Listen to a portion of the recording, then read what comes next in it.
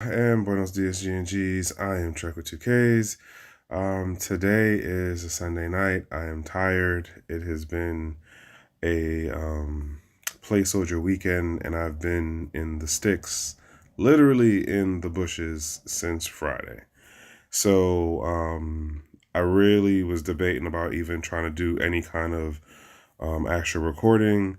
What I basically did, well, let me step back one. If you're new to this, basic idea is I cover the weekend news that happens between Friday evening and like Sunday, pop it out Monday morning at the 08 hour.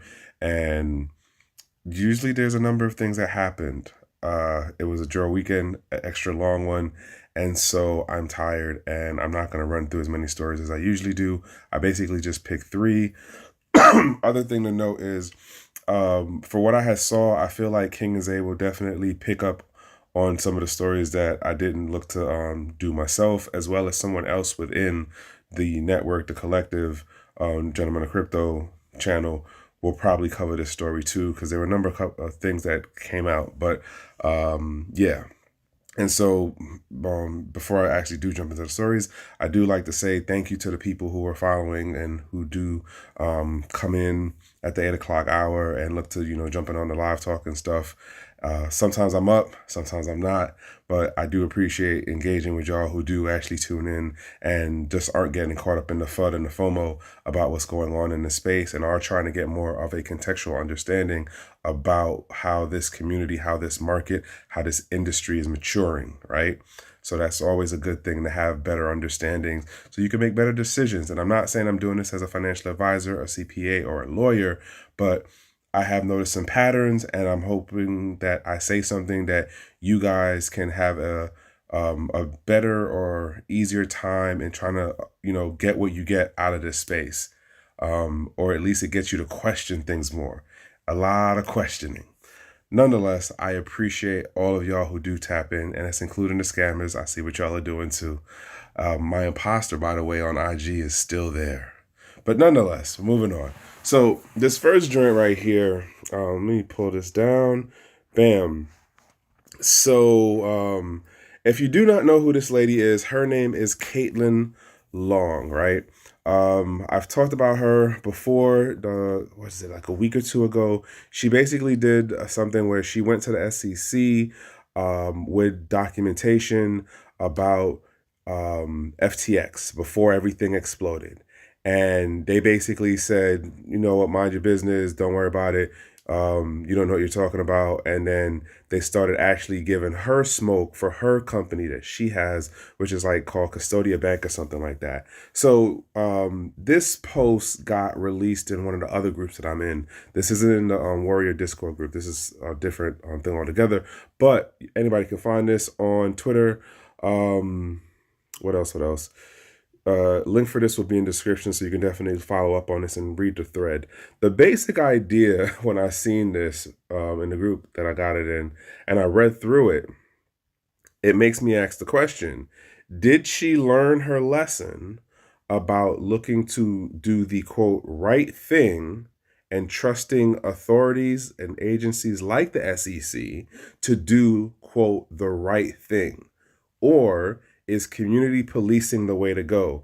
Because basically what she does is, in this thread of like 11 different posts together, she breaks down like, hey, there's this thing called 8X, and a number of financial institutions that are connected to the crypto space have been doing this 8X equity thing of how they're leveraging the space. And so she also really does this thing. I argue that, is this dry snitching? Because she learned her lesson the first way, where now it's like, well, you know what? I tried going to the authorities the right way that you're supposed to. It didn't work out. And so let me just go to the public. I'm not going to directly say the name of parties and, entities involved, but I will show people how to figure out the formula. I will point people in the direction of, hey, there's a book on the shelf over there, the second shelf down. It's green. If you turn to this page, you'll see some interesting words on that page. And what she did was she definitely breaks some stuff down. This is some stuff in relation to the FTX situation. But this list right here, what is interesting is the names that are on this list. Case in point, Fidelity Bank is on this list. Where's the other one? Goldfields Money is on this list. JP Morgan is on this list. Merkle Barman and Company AG is on the list. There's a couple of other ones on here. But the point is, I wanted to show y'all this just to go, is this community policing? This happened over the weekend. This actually came out earlier today, or was it like late yesterday? Whatever. Nonetheless, the point being is that this happened. Someone is following the more compliant side of the industry for banking and what she sees as, hey, like we can use Bitcoin in traditional banking, in traditional finance, but we can't be doing these like opaque business models on top of this transparent technology and this transparent system. That's basically her argument about the stuff. So she was against like Celsius from day one. She was against FTX. She was against, I believe, Luna too. But anywho, links in the comments. Sorry, not links in the comments, but the link in the description and the comments. I'm asking the question of, is this community policing?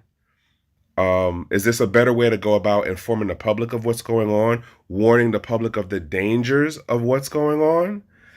And I'm going to bring this around to another story. I'm only doing 3 stories. I'm jumping into this next story, matter of fact. Again, the link for this will be in the description. I'm asking the question, is this community policing? Is this dry snitching? I don't know. I'm gonna say I don't know, because I think that for the side of the space that she's in, it's a different animal compared to where X amount of the folks are in the more degen side of it and things along that line, versus the traditional businesses or the more innovative businesses that are trying to replace some of the traditional financial side sectors and stuff. So the whole thing about like the maturity of the space, right? All right, so here's this next one here, which is Uniswap wants to launch mobile wallet, but Apple won't greenlight its launch. So the basic idea behind this is, what was it? That Uniswap got the go-ahead from the first build of what they wanted to come up with. When they finally came to the second build, Apple, for some reason that is not, quote, clear to them, said, no, you can't release that build in our market.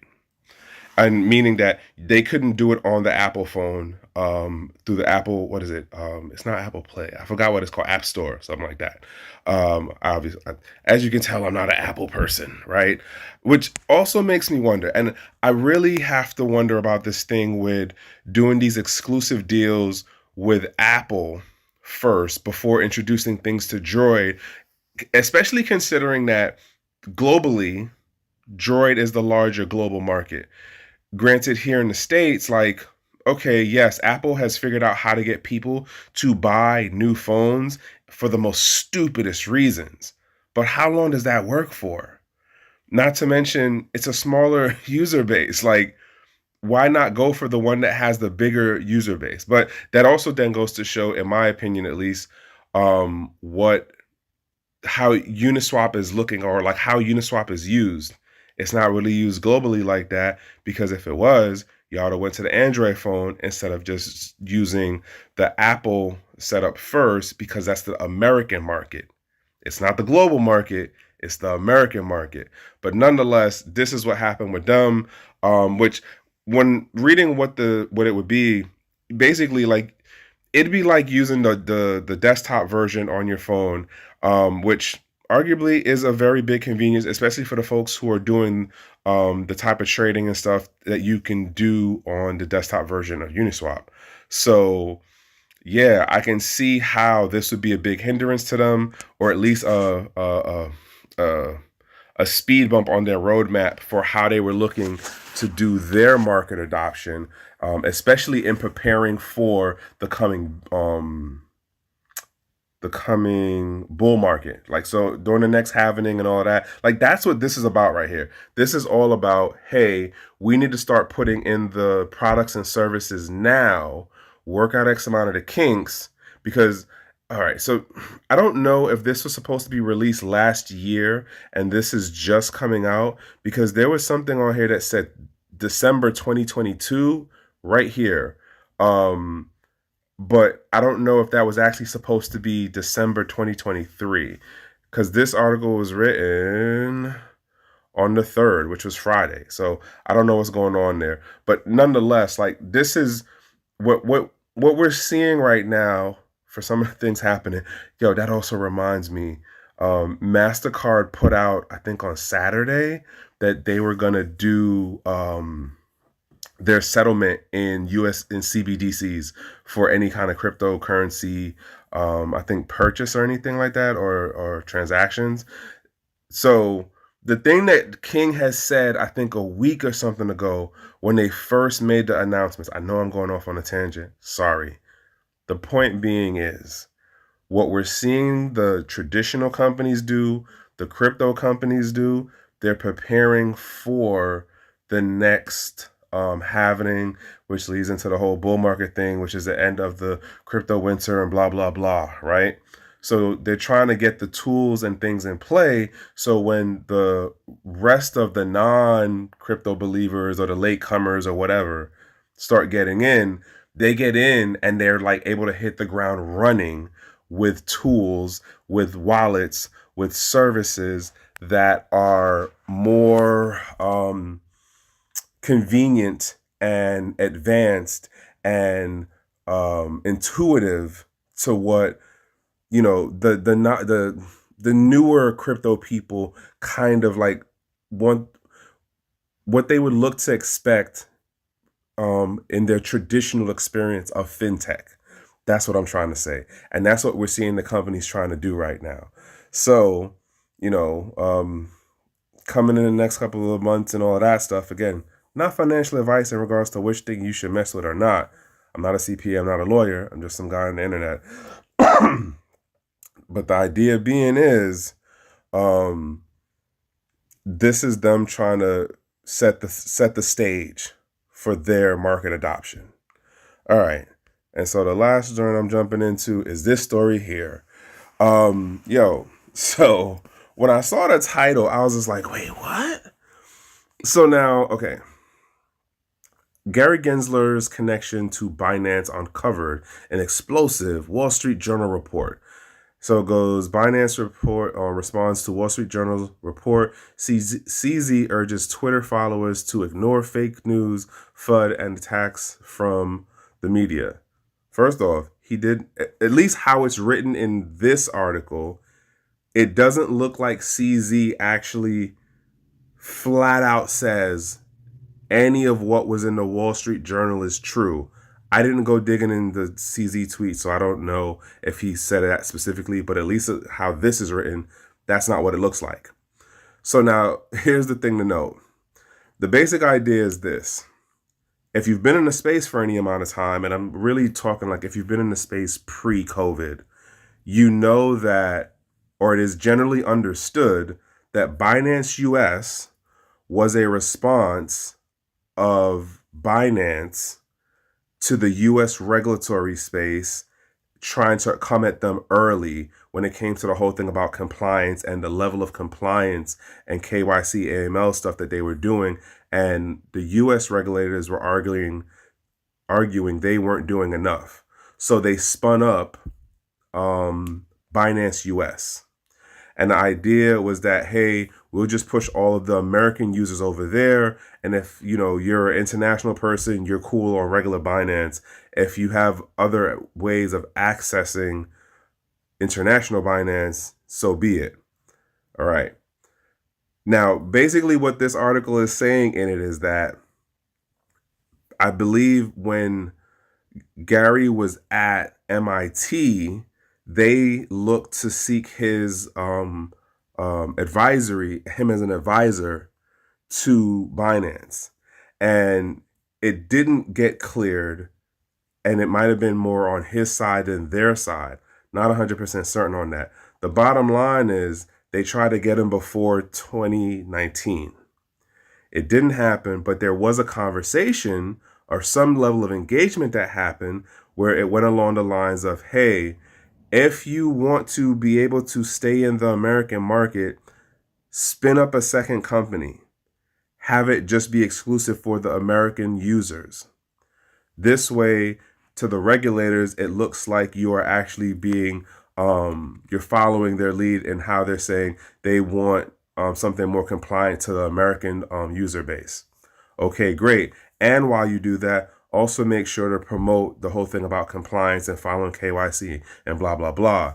What then happens is Binance starts doing a whole shell game of holding companies, and a bunch of different things happen in order to come up with Binance USA. But it never comes out until now, which I don't understand who spilled the tea on it, because they have a whole bunch of Telegram text messages, which I don't even understand why people are having certain conversations on Telegram or on WhatsApp. But that's a whole nother story.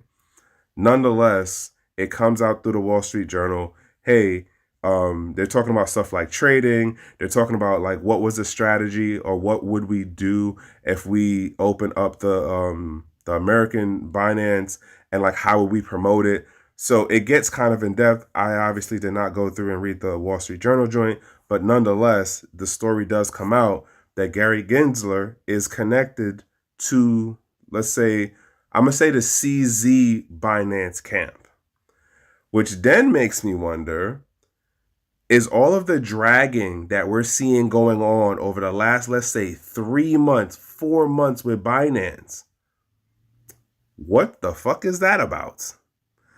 I hope King and them cover this story, because I'm curious to hear how they make the connection behind the scenes on this. Because now with this coming to light, that he made the suggestion to set up the separate U.S. entity and then market that they're doing compliance on the U.S. side for U.S. users with it. It almost makes it seem like he was playing both sides of the fence. And also it makes me wonder, did he know how far out did he know he was going to get the SEC position? Because this took place in the 2019, 2018 period. He comes into the SEC in 2021. So it's like, did you turn down the job because, one, it was a foreign company, Chinese company at that? We all know how that whole thing goes. And then to look at it and go, well, because at that point, FTX is 2019. So you see what I'm saying about like the math ain't mathing, or something's going on that hasn't come to light yet. And funny enough, I said earlier on Twitter today, I feel like there's going to come a point where one of two things happen in relation to him. He's either going to take one for the team of the SEC government, or someone throws him under the bus. Either way, he's not going to serve any time, and he'll probably end up in the private sector, and maybe within like 3 years or something like that. He'll end up in the private sector, and he'll be making a shit ton of money. And only the people who really paid attention to this time now is going to remember like, oh yeah, Gary Gensler, you mean the guy who played both sides? You mean the guy who did blah, blah, blah with FTX? You mean the guy who told Binance to do X, Y, and Z to make it in the American market?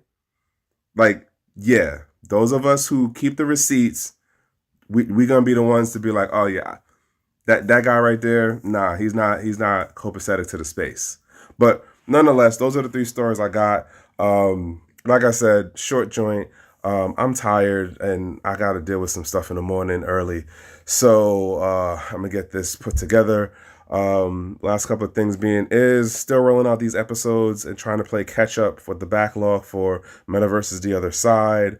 I definitely got to start working on like doing the little promo things for this and Meta versus the Other Side, and like the Twitter Spaces on the live and all of that stuff there. But like I said, I do appreciate the folks who are tapping in. And as I say, have a productive over busy day. If it can't be a productive over busy day, at least be in a safe place, in a safe space. And it is from the bottom of my humanity the best thing that I can wish for anyone, including my enemies, right? And other than that, I will see you on the next one. So yeah, one.